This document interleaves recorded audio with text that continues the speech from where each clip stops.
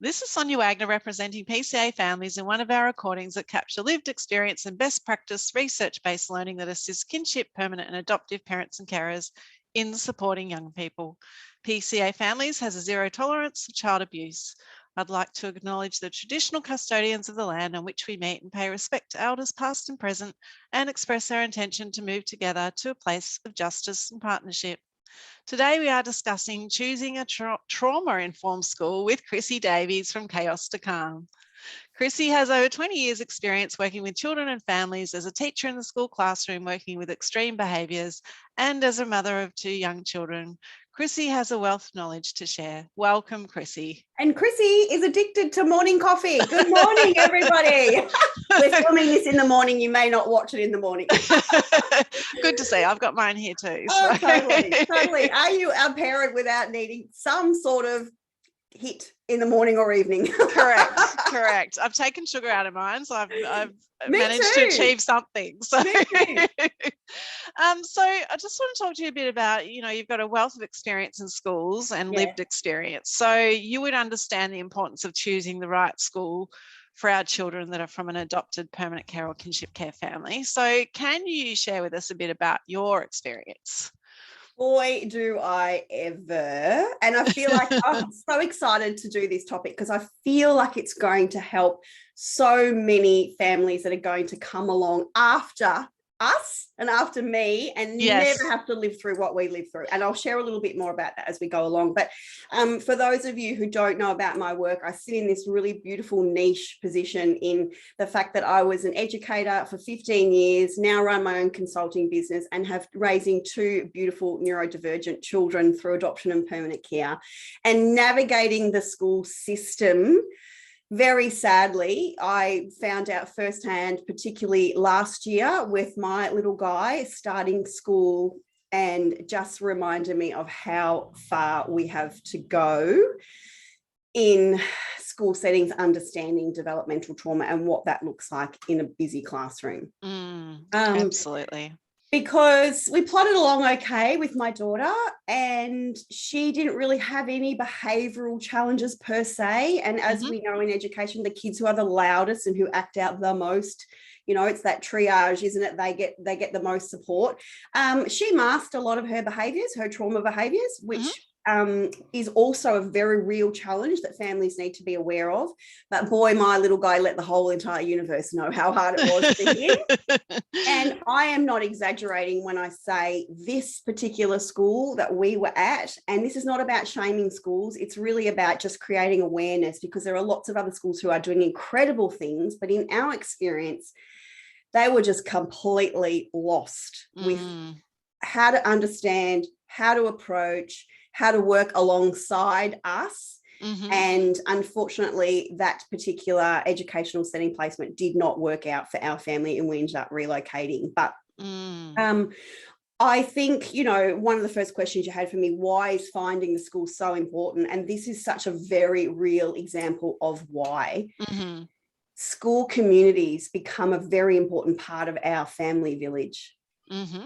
We can't survive without them. That is the reality. If you choose to send your child to a formal educational setting, which I know a lot more people are choosing to homeschool, but if you are sending your child to a formal educational setting, those educators and the school leaders, in particular the assistant principal, who is the person who deals with the tricky behaviours.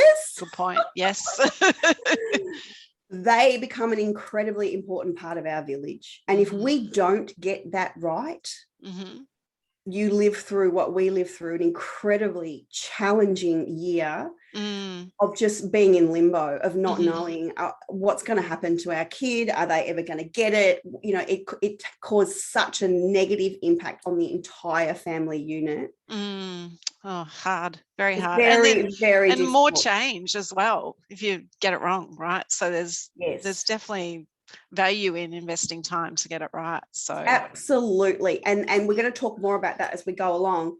The happy ending is, and this is such an incredible reminder that it is very often not our kids, but it is the environment, the the adults change, the environment changes, and watch the child thrive. Because my little behaviour kid who kept getting sent home every second day is now thriving, and we haven't had one phone call all term. Wow. What a huge difference. It has been transformational, Sonia. Wow. And I can tell you right now, not much has changed about him. Yeah. He's still his gorgeous little, rambunctious little self. Yes. But the approach, the understanding, the language, the environment, the support is a complete contrast. And I actually said to my kids this morning over breakfast, I'm doing an interview today talking about, your new school or what schools could do to help kids who've, are adopted and that sort of stuff. And my little guy just said, Mum, the kids at this school, this is 6.5, right? He feels the difference. Yes. He said, Mum, the teachers at this school never yell at me. And he said, and they just really care about kids. And he actually said, and they support us better. Oh, wow. That's so good, isn't it? So good. That's exactly what you want for your child. You want them to feel safe and secure in that environment, particularly for our kind of kids. Absolutely. So, yeah. So I guess you would say it's important to be upfront and honest about the child's trauma background. Yeah, for sure. I think many people, and I have to say in a little bit, we were probably blindsided a little bit because our son had been in the same childcare setting and did really well at standalone kinder. But once again, those settings are very child-led. They follow the child's lead. They follow their strengths and interests. And once children hit more formal education, it is very different. And it is not about really sadly the child anymore, and it is very teacher directed and teacher focused. And I think we're getting better at it, but there's not a lot of room for individualization. Do you know what I mean? Do you know what I'm saying? And so when you've got kids who don't fit the mold, and I remember so clearly my kid coming home from prep saying, why does she keep making me sit on the mat? I don't want to sit on the mat, Mum. I want to move. I'm like, I know. So there's a real shift from child-led to conformity in formal education. And this is when the wheels can really fall off for a lot of our kids. And so I think being really honest and transparent with school leaders is so important, because we might think that our kids are doing okay previously in kinder. Like I said, there's a very real reason for that. But the truth is, as our children's brains grow and develop, more and more of those trauma behaviors or neurodivergence or some of the other things that we may not have known were in there start coming out at any point along that journey, right? Yeah, absolutely. And I guess there's more compliance needs across that journey of that first year or second year too, in terms of the expectation goes up in terms. Well, what we see generally, Sonia, in education is that a lot of kids can sort of coast or fly under the radar until about grade 3, when then there's a huge leap in expectation and capability in what children are supposed to be able to do. Yes. And that is when we really start to see the gap widen if there are challenges or neurodivergence or, some lagging social and emotional skills, I suppose, which really goes hand in hand with our kids, right? Yeah. And so what happens then all of a sudden around grade 3, grade 4 is like, it becomes really apparent that this child might be struggling or having some challenges. And so that's really important to keep that in mind as well. And like I said, I think you'll get a really good indication from the school leaders just by having that conversation about whether they are invested. Schools are very good at saying the right thing. Yes. And their websites say the right thing, but it's not actually until you're in the trenches and in the throes of suspensions and aggressions and meltdowns at school that you really see how schools either rise to the occasion or are just a little bit overwhelmed in knowing what to do. So how do you know as a parent if the school is using trauma-informed practice? Well, you ask. Good point. Yeah, you absolutely ask. And at a very bare minimum, I'd like to think that the leadership, the really great model that is implemented in Australia is run by Berry Street, which I'm sure you're aware of, the trauma-informed training that is life-changing.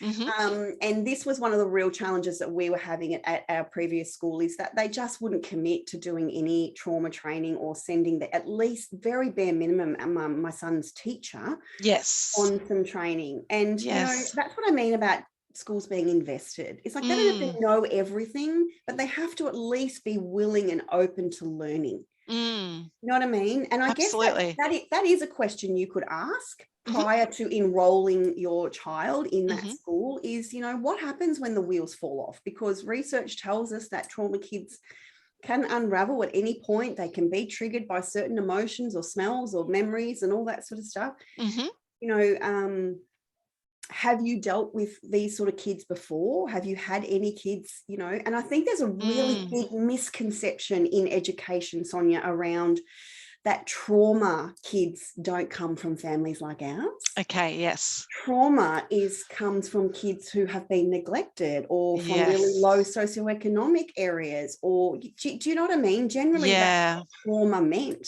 Yes, that lack of understanding of the early brain development. For sure. And, you know, we were told very clearly, we won't get any help in education because our son comes from a good family. Oh, wow. And has a lot of support. And, you know what I mean? That just really indicated to me their lack of understanding around developmental trauma. And it's actually got nothing to do with us as the adopted parents and everything that they've been handed in utero, right? Yes.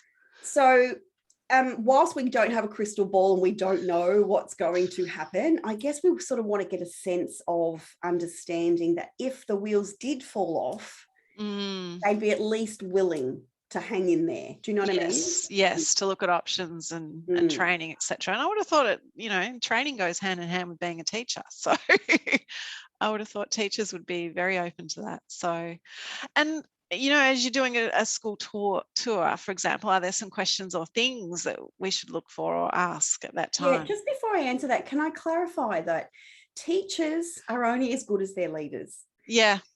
Okay, because there were many instances where I know of teachers who have been willing and wanting to go on training and they've been knocked back by leadership. Okay, so good point. It's really important to remember that our teachers are the ones on the front line, as I like to call it. Yes. You know, they're the ones dealing with the challenging behaviour in the disruptions in the classroom. And 9 times out of 10, teachers are amazing, trust me. Yeah, for sure. They can't do enough for you, but at some points their hands are actually tied as well in terms of training that they can access. Yeah, absolutely. So I guess in terms of when you're doing school tours, I really want to reiterate this, especially if it is a staged tour. That school will be sparkling like the Chrysler building, as they say in Annie. That schools will spend weeks preparing, putting up displays. I'm giving inside info here, like cleaning classrooms, you know, all that sort of stuff. So I think you have to go into it with the knowledge that this is really being staged for optimal presentation as well. So if you can get on a tour that's not staged, you'll get more of an indication about what is actually happening in the school. Do you know what I mean? Yes. And lots of schools will do that if you call up and just sort of explain the situation and talk about how, you know, it's really important that we get the setting right. And I'm sure most principals would be pretty open to that. Yes. But I guess it's one of the things that's really important for our kids is really focusing on the school's positive behaviour program that they use. Most schools nowadays will have a set of values that they follow. Okay. And so the model supposedly is meant to be ingrained and embedded throughout the entire school community. Yes. All of the teachers should be using that language. Awards that are given out at assemblies should be linked to the school values, you know, which many schools are not doing this. Trust me, I nearly died the day my daughter got an award for putting her hand up. She was in like grade 2. pretty sure she's mastered that, guys. You know, so the biggest challenge we have with our kids is there's a lot of schools out there that are really empathetic. They're very patient, they're very understanding, but that doesn't move our kids forward. Do you get what I mean? And so because our kids need that little bit of extra, you know, are they running social skills clubs? Are they running inside clubs for kids that are having trouble on the playground? You know, what sorts of things? How are they communicating when kids are in trouble? Mm-hmm. What happens to them? Are they sent to sit outside the principal's office on a cold concrete floor? Yes. Or are they swept up into a beautiful grade 3-4 class and nurtured and involved with those older kids? You know what I mean? Like, there's such a difference in the way that schools view behaviour. And really, sadly, a lot of them still view it as discipline and conformity. But there's lots of schools that are doing really amazing things around their school values. Okay, great. All right. So look at the school values. And do you ask to see like the behaviour policy, the behaviour management policy? Is that something as well? All of that should be on the school website. Yeah. Okay. You can get access to that as parents. But once again, like I said, it's usually a beautifully well-written, polished document. Correct. Yes. you know the other thing that I always say to families, look at the teachers. Yes. Do they look happy? Yes. Do they look like they want to be there? Yes, absolutely. So, you know, like, you just at the school that we're at now, you just, every single interaction that you have with any teacher at that school is literally so positive, and you can just tell that they love their job. You can tell that they love working there. You know what I mean? And teaching is a really hard job, trust me. And it can at times be a very thankless job. And I think you can get a really good indication from the relationships that you see with teachers with each other, the way that they communicate with each other, the way that they communicate with the leadership, you know, at family events and all that sort of stuff. I think that's a really bit of inside info about what's going on. If teachers are happy in their job and at that school, you'll know it. Yes, absolutely.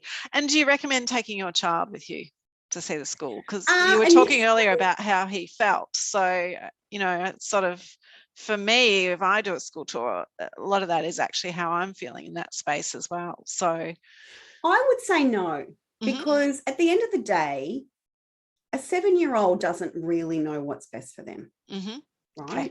Yeah. So, and I think it's really important to remember that not every school environment is right for every child. And I talk about this all the time with families. And traditionally, we just went to our local school, you know, Joe Blow, everybody, whatever. Now we are overwhelmed with choice, yet we are limited, you know, sometimes in terms of zoning and that sort of stuff. But the truth is that not every environment works for every child. That's just the reality, right? Yes. So I think personally, I'm all about giving kids choices, but I don't believe that this is a choice that they should make. Okay. Once the decision is made, then by all means, take them on the tour. Do you know what I mean? Because I feel like that's then us being really confident in understanding and knowing that as adults who really understand trauma and adult relationships, we know what's best for you. Yes. Right? Yeah. Yeah. Because this is my daughter's third school, would you believe? That's another story. But it's been a multitude of events, but they had a beautiful cinema room. It was like a mini cinema. Do you know what I mean? I can imagine the kids doing the tour, they'd be like, yes, I want to go to that school because it's got a movie room. Do you know what I mean? Without really, children are, you know, all about the sparkles and rainbows and unicorns, aren't they? You know? Yes. They see it, they want it. They don't really have the depth of understanding that it's about so much more than that. Yeah, absolutely. Yes, you're reminding me of a time when I worked in schools and it was adjacent to the library, the big screen and all the books. And so my kids loved coming into that space. So, so how can we confidently advocate for our children's needs in their classroom? Well, first and foremost, you know, and this is one of the biggest challenges we had, is that it became more about don't tell us how to do our job, because the truth is, let's face it, I mean, I'm an expert, but we are experts when it comes to our kids, because we know so much about trauma because we've had to learn it on the job, right? We are always reading, Googling, researching, learning from each other, watching podcasts like this so that we can have be armed with so much up-to-date research and information to support our kids. And teachers too are like this. They are constantly training and evolving. So they are experts as well, but they're not experts in trauma, right? And I think that that is an incredibly important relationship that we need to come alongside educators. We don't want to be telling them how to do their job, because that's actually not what it's about. but we do have a lot of knowledge to share. Yes. And Yes. sadly, there is still a huge disconnect between families, between schools understanding that we are your ally. We have so much knowledge about this kid. Yes. We can help you if you let us share what we know about what works. Yes, right? Absolutely. Yes. And I think that's important too, isn't it? To be an ally, you're in a partnership together, to work together. So for sure. And it also comes with an understanding that our child is not the only child in the classroom. Right. Yes. And so being mindful of, hello, here I am again, and sharing information. But once again, doesn't it come back to building relationships with people? Yes. Yeah. Good point. Having that relationship with teachers, and I just think it's so important that teachers share the good days as well, as I just feel like we get so much negativity, and they're very, teachers are very quick to tell us when they've had a tricky day. And I work with teachers around this as saying, use the sandwich, always start with a positive, come in with the negative, and then knock the parents out with another positive. You know what I mean? Yes, a good approach. It's so important that our families hear the positives with the challenges. We know our kids have got challenges. Trust us. We deal with it day in and day out at home, right? Yes. And so I feel like first and foremost, the relationship with the teacher is incredibly important. But I've actually been doing a lot of work around advocacy, Sonia, with families who want to feel more prepared going into things like ILP meetings or meetings with the leadership, understanding the language, that using the right terminology about accommodations and what is a realistic accommodation that you are within your rights to advocate for your children. You're not being annoying. Your child has a disability, and that means they are entitled to realistic accommodations and modifications in the classroom so that they can thrive. Yes. Okay. Yeah. So I guess extending that, how do we confidently advocate for children's needs, one across the school? And I know that there's a struggle quite often with knowing how to advocate with other families as well. Oh, you should know by me. I'm just like, let it all out. You know what I mean? I feel like we have so much radical acceptance, I call it. And this is such a big part of my work that I do with families. It's like the more open and honest, and I mean, you don't have to tell everybody their life story about, their birth family and all that sort of stuff. But, even when we moved, I very quickly said to our next door neighbours, just casually, not like make a big thing of it about it. Oh, no, I think one of my kids might have been having a meltdown out the front. And I was like, both of our kids have got ADHD, and sometimes they really struggle with emotional regulation. You might hear them from time to time. Sorry. Yeah. Nice. Yeah. Just being open and honest, I think, with people is incredibly important, because people still don't understand what's going on. Do you know what I mean? And once again, isn't that a beautiful message to our kids? There's no shame in who you are. Your ADHD is just one part of who you are. Just like you've got blue eyes and blonde hair, and you love playing with sticks, and you know what I mean? Like, I just feel like the more we lean into that and really encourage that radical acceptance ourselves, then our children start to do it as well, which is so beautiful. My daughter actually came home from the new school telling me that she told her class she was adopted. Okay, great. I was like, brilliant. Hey, amazing. That's so great. And that to me is radical acceptance. It's like, this is who I am. You know what I mean? And the more we teach our children to be able to do that, the more they'll just actually tell kids too. Yeah. Right? Yeah, absolutely. So do you have two or three things that you mention in ILP meetings, or, school meetings, or, is there a go-to list of things that you think are important to communicate?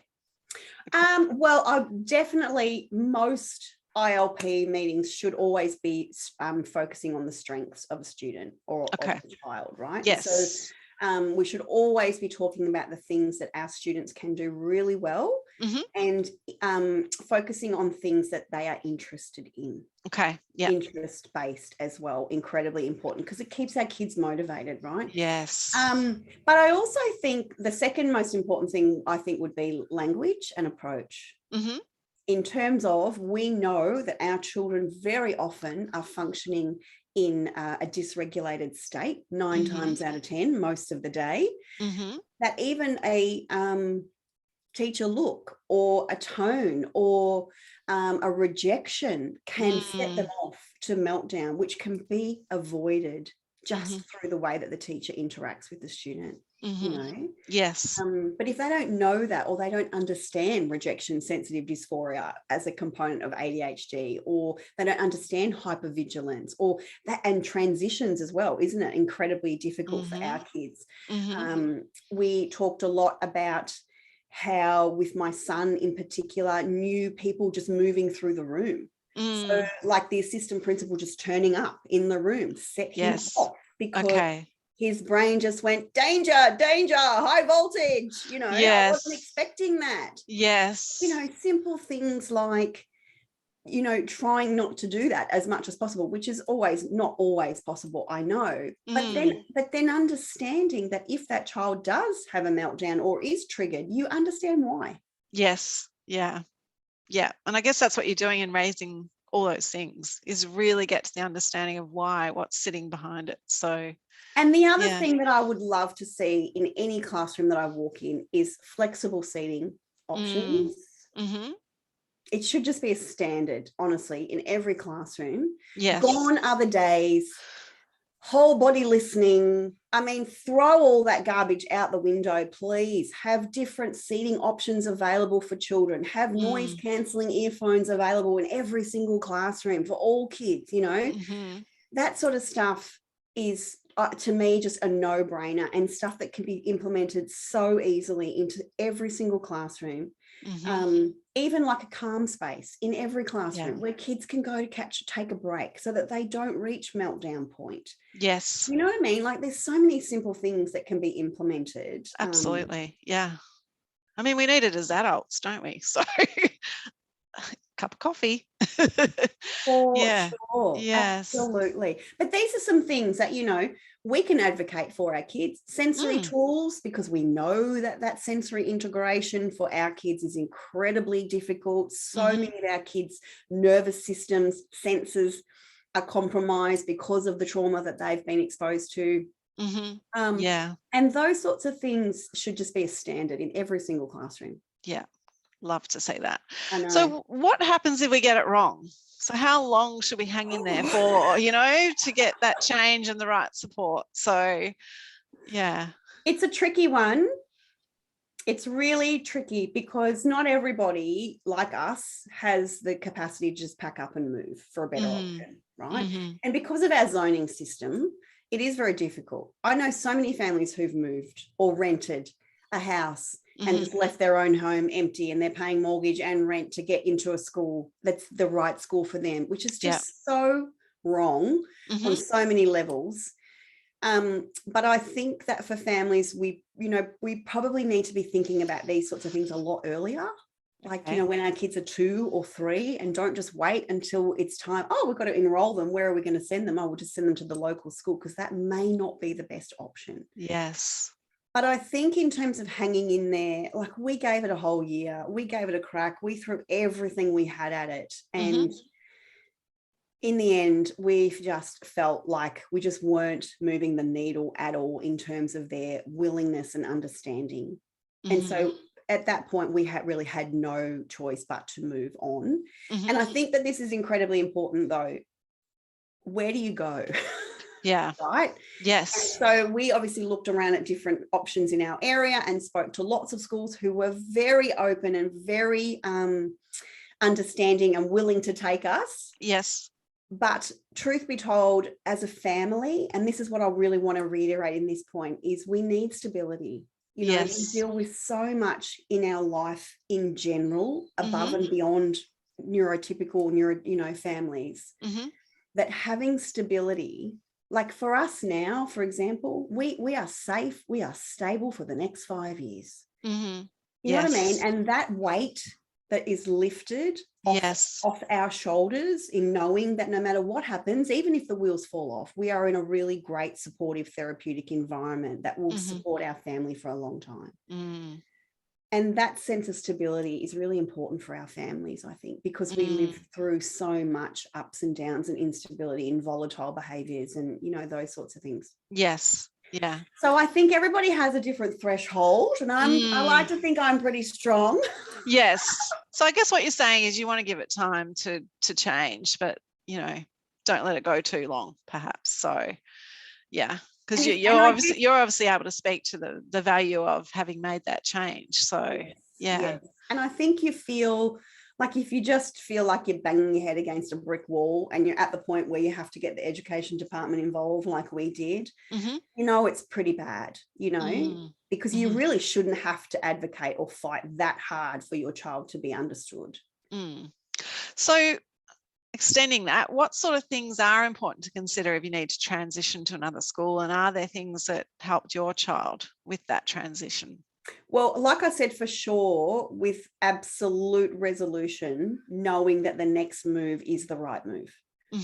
Because, like I said, we could have just plucked and moved to any old school. Yes. But there was a chance that the same thing could happen again. Okay. Yeah. You get what I mean? So you're looking at the long term. Yes. Yeah. You've got to look at the big picture. You've got to look bigger than that, you know, and think about if is it worth hanging in? Are you getting enough from the school in terms of you think you might be able to hang in there for another 4, 5, 6 years, depending on where you're at? Because that's a long time, right? Yeah, absolutely. And you go there every day.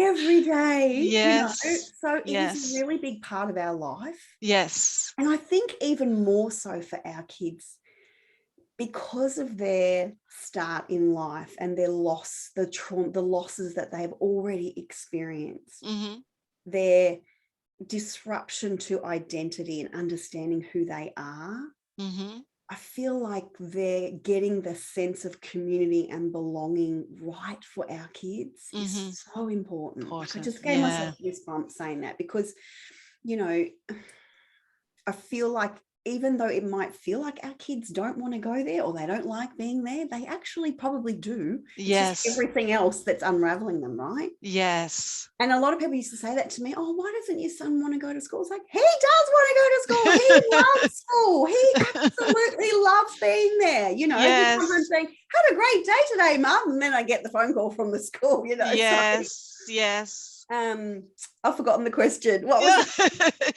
Just were there things that helped your child transition, really? Yeah. And I think well, I drawing back to what I was saying before about being confident in your decision, because my daughter sobbed and sobbed. She was like, I don't want to move. I'm not leaving my friends. She's sort of on that, you know, transition where her friends are becoming really important to her. But I guess I knew she would love it, and I knew that she would be okay because she's a kid, right? And she can't see the big picture. Yes. But we did things like, once we'd made the decision, we were very strategic in how we delivered the information to our kids. Yes. Because my son has high anxiety, we didn't tell him until sort of the end of school, because we didn't want him going to school saying, I'm leaving. Yes. Yeah. This school's rubbish. You know what I mean? Which could have been very highly likely that he would go to school saying that. But it was actually really beautiful how we did it.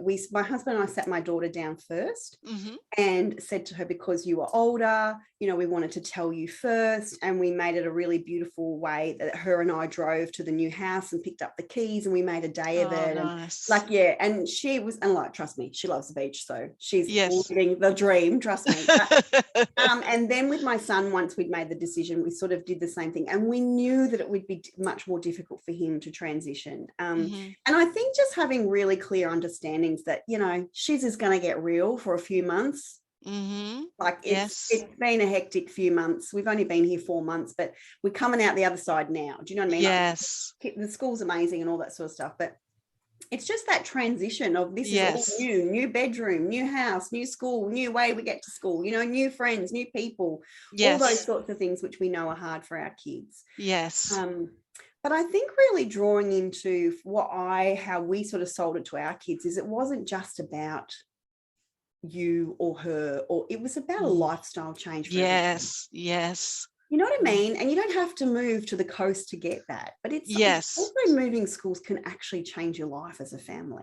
Oh, for sure. Right. For And so when sure. you sell it like that, it's like this is actually about the betterment for everybody. The entire Yes. family will actually be happier if we don't have this hanging over our head, right? Yes. Or we're Yes. around people who get us and who love Yes. us and Yes. understand us and accept us for who we are, even on our Yes. hard days. Absolutely. Wow. What a big move you've had. And so exciting that it's been so successful for you. So Oh, I don't know what I would have done if it hadn't worked out. But yeah, I mean. And I guess that's what you're saying is you can now relax, you can breathe, you can enjoy life again now that you've made that change. So, And I have to yeah. say openly and honestly, I, for myself personally, felt so let down by the education system. I've spent my entire career working in education, supporting other people's children. And then when it came time for my own child, failed and let down dismally. You know, and this is probably due to obviously my brain and my experience and all that sort of stuff. But my heart just broke for my son, but for the system.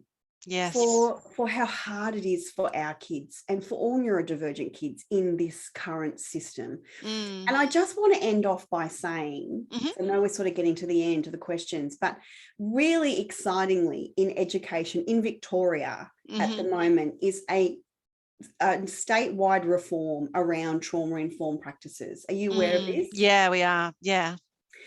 Now, I think probably it's been pushed off the back of COVID, but who cares? We'll take it, right? Yes, yes. Because we are calling the COVID experience a traumatic experience, that there are so many kids struggling internally due to the instability and all that sort of stuff that they've endured over the last 2 years. But what that means, excitingly, finally, some funding going towards it. Yeah, absolutely. There is, I think there's something, don't quote me because I'm going to get it wrong because I'm excited, but it is like billions of dollars. Yeah, I think we put it in our communications update a few weeks ago, so I can't remember the number now. So at a leadership level, there will be people in every school working on understanding trauma. Absolutely. Which is going to be life-changing for our kids. And to be honest, this is one of the reasons why we moved, because we are now in the region where it's already rolled out. Yes, there you go. There you go. You know what I mean? So there was quite a bit of strategy into where we moved and all that sort of stuff, because the area that we were in Melbourne was going to take another 3 years. Okay. Yes. Right. Yes. And even if we can get schools to do the Berry Street training, it takes years to embed. Yeah. Yes. By the time they get their head around the philosophy and all that sort of stuff, it's like, we don't have this time. We don't have 3 years to wait for you to get up to speed for our kids. We have poured our whole life into them. Yes. We don't have time, right? Yeah, so, you need to get it right now. Yes. Yeah. And I think that it's a really exciting time in education, and something that I've been advocating and talking about for so long, because the research shows, and I am living proof of this, that all children respond to therapeutic approaches. Yes. Yes. It's a no-brainer to me. Yes, absolutely. Right? Yeah. Yeah. I think we all 100% agree with that. And so what that means is all of our kids hopefully are going to be understood and have teachers and leadership, educational leaders, who actually really do get a good grip on trauma, which is going to be life-changing for the families coming through. Absolutely. Well, let's hope that is all introduced in the next short while, so that there's some research done and implementation pretty quickly. So, so do you have any other last comments today? I guess, being a passionate educator, it is, and a lot of people kept saying to me, well, I actually thought at some point I might end up homeschooling my child. My heart wasn't in it, Sonia. Do you know what I mean? Like, I still so passionately believe in education and what school communities bring to our children, like I sort of touched on before. Yes. And don't get me wrong, it doesn't work for all kids, and I totally understand that. Yes. But I feel like if we can get it right for our kids, they can go on to thrive and can be a part of school communities and be around other children who also understand them. And that's a really big part of why I love to empower my kids to understand who they are as well, So I guess what I'm saying is don't give up completely on education. My heart took a little bit to heal after what we experienced. And this is why I really wanted to do this podcast with you as well, because I don't want any other family to have to go through what we went through. And people kept saying to me, oh, if anyone can change the system, it's going to be you. And like I said, I gave it a really good crack. And we definitely did get some change in there, but I just wasn't prepared to hand my beautiful kid over to them long term, you know? Yeah. So yeah. Trust your gut, parents, is what I'll say as well. Well, thank you so much for your time today. We really appreciate it. And I hope for all those things too. So, and homeschooling, very hard gig, I think. So, so thank you. And to anyone else